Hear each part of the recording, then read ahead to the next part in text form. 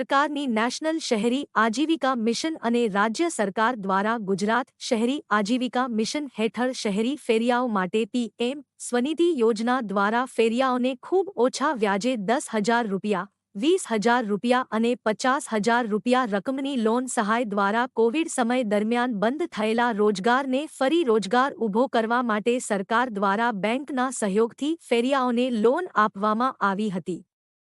આ ફેરિયાઓ વધુ મગભર અને તેમનું જીવન ધોરણ ઊંચું આવે તે ઉદ્દેશથી સરકાર દ્વારા સ્વનિધિ સે સમૃદ્ધિ કાર્યક્રમ અમલમાં આવેલ છે,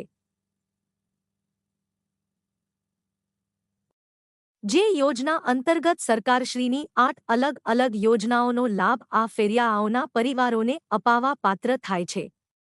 જેવી કે પીએમ સુરક્ષા વીમા યોજના, પીએમ જીવન જ્યોતિ વીમા યોજના, પીએમ શ્રમયોગી માનધન યોજના, પીએમ જનધન યોજના, પીએમ માતૃવંદના યોજના, જનની સુરક્ષા યોજના, વન નેશન વન રેશન વગેરે। ગુજરાત શહેરી આજીવિકા મિશન યોજના હેઠળ નાના ધંધા રોજગાર કરતા ફેરિયાઓ માટે લોકડાઉન કોવિડમાં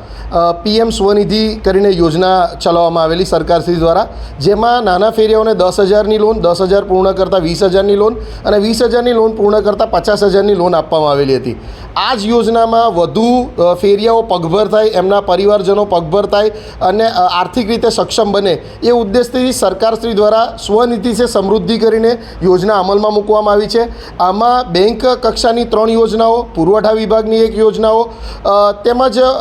વિવિધ યોજનાઓ અમલમાં મૂકેલ છે। જે યોજનાનો વધુમાં વધુ પ્રસાર થાય એ અનુલક્ષીને માનનીય એલડીએમ વડોદરા સાહેબના અધ્યક્ષસ્થાને